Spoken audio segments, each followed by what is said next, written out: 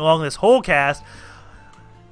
And yeah, unfortunately, I find out on the last game I'm casting him.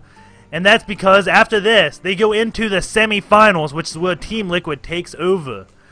And it's the ace match. So either Team Liquid starts casting HwangSin, or he gets eliminated. So either or, I can't cast him next game, and he has taken his color back. He is teal, so let me fix that.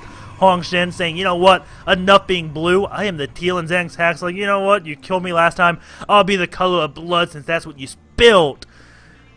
And yeah, we're going to have a pretty good game here. It is on Metalopolis.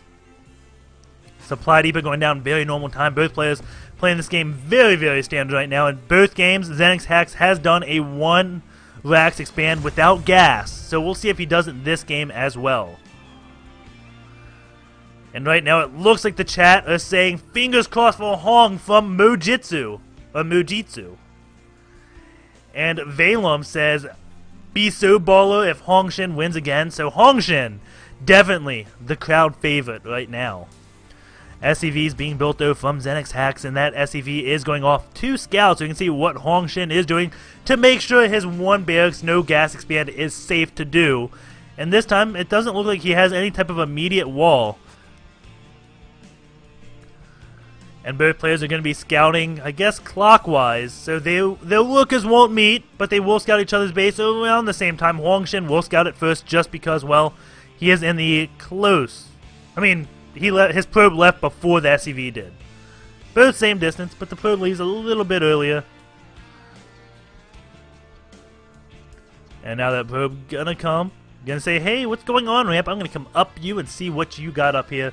And gonna see the 10 players base before the Marine comes out. That's pretty big. And now the probe just wants to make it to the second gas, and now he's got to make it out.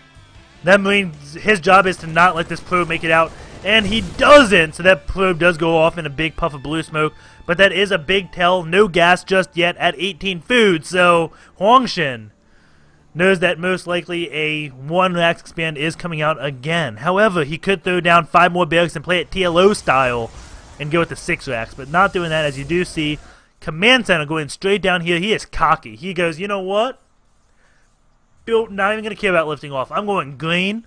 I don't want to waste any fuel. I don't want to hurt the atmosphere because I'm going to win this game in Metalopolis. Or not Metalopolis, Shadow Temple. Why does my replay burst say Metalopolis? I've got to update that. And that's MLG because you see a supply depot. So, MLG, Shadow Temple. Goes to show us casters do read things instead of just going off of memory. I'm like, oh, it's Metalopolis. No, it's Shadow Temple. But yeah, Hack wants to keep the atmosphere as good as possible, so when he wins, he has a long living planet. That's why he doesn't choose to lift up his command center. But in reality, this just helps him a little bit more. He can transfer the SCVs immediately while this orbital command is morphing. And does make a kind of big difference. That SCV coming in for a secondary scout, gonna see pretty much everything. And HwangSin going for his Nexus again. So, kind of weird. I don't mean to say this like in any disrespectful manner, but HwangSin, he foregates everyone but the Korean so far. Just something to point out. Maybe because like us foreigners aren't really used to this pressure, and he knows that. So he's like, you know what, if I can just keep constant pressure on, I'm going to win games against foreigners.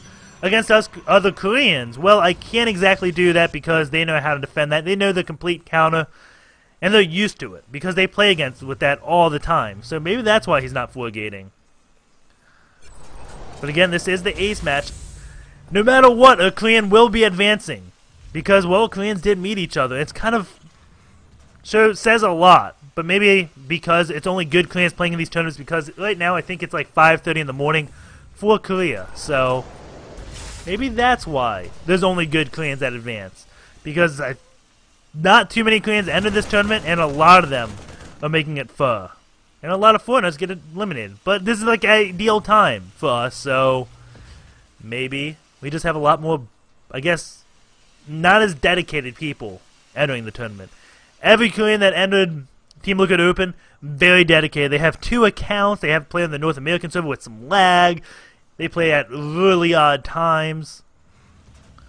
And their stalker's going to come in, see that bunker. Maybe they're just really young, and they're forced to play on the North American server because the Korean server has kind of a block preventing them from playing.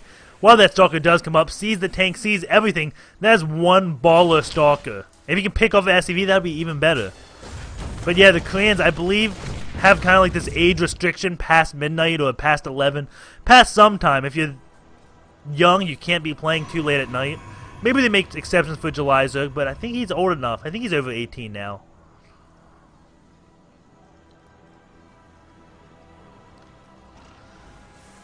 Siege mode is up by hacks, and you don't see tanks used too often in PvT. So this is a little bit odd. And by odd, I don't mean bad. I love seeing tanks in any matchup, except TVT. I like seeing tank in TVT, but tanks, no. Twilight Council is going up. That will probably be for Blink Stalkers or maybe Charge Lots. He does know tanks are coming out, and I think he saw that researching, so... yeah, he did. That's pretty cool. If you have vision of a building that's researching, and then you lose vision, it's always going to research. It doesn't just, you lose vision, it stops showing that. So, he knows something was being researched, he saw a tank, so he could assume that was siege mode. So we'll see what he ends up doing. He is preparing for a drop. A scan does go off. What does that scan see? Sees Stalkers waiting for the drop, sees the Twilight Council, sees the 4 gates, sees pretty much everything. Even that forge was being chrono boosted, so...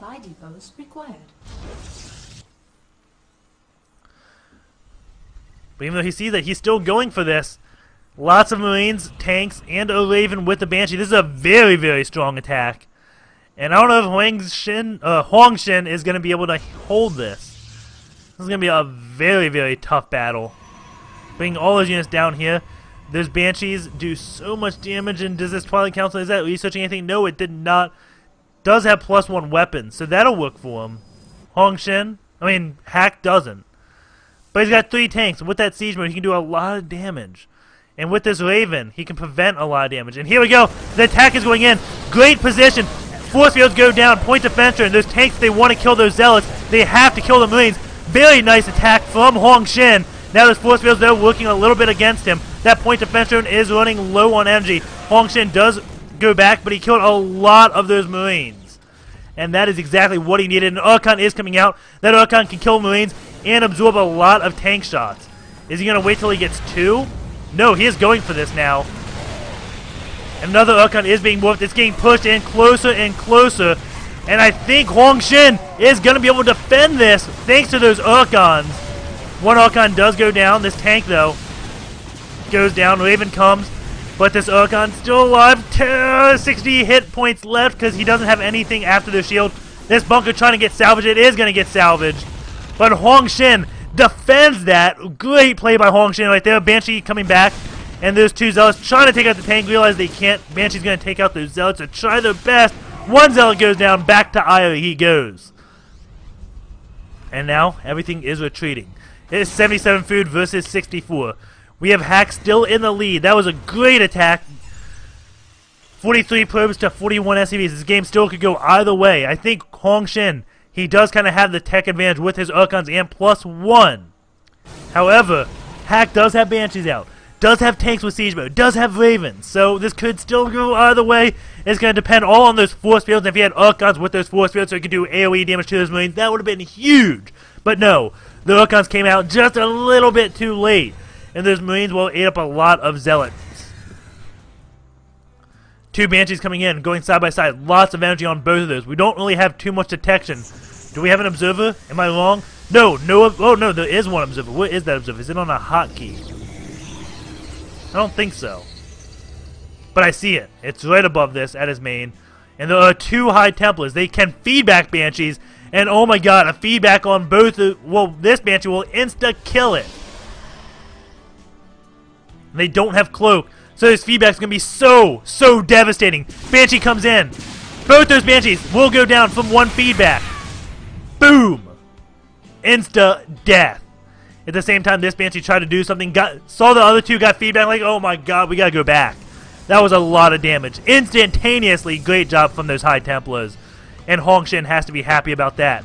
He is getting more Archons. Isn't too worried about Storm. Is he? Is he getting it? No, he is not getting it. just getting lots and lots of Urkons. That is 4 Urkons right now. Lots of Marines. Few tanks. Medevacs and Ghost. That Ghost is going to have to land several EMPs on those Urkons to take their shields out. Because in StarCraft 2, EMP only takes away 100 shields. In Brood War, it took away 100% of shields. So, a little bit of a difference there. We do have HwangSin taking an expansion at his 3rd, while Hack is gearing up to take his 3rd expansion. This is one epic ace match. The Ghost, they do have the Mobius reactor researched, so they do start out with enough energy to EMP. But that's a lot of Zealots, and they do have charge, so this is going to be an get-in-your-face army. And at 1-1, they're going to be pretty strong. He needs to get some sentries in here, though, for Guardian Shield, because that will reduce the Marine DPS by so much. But maybe he's just afraid of those tanks clicking on those sentries and picking them off. But I think Guardian Shield would be a great, great thing to get right about now.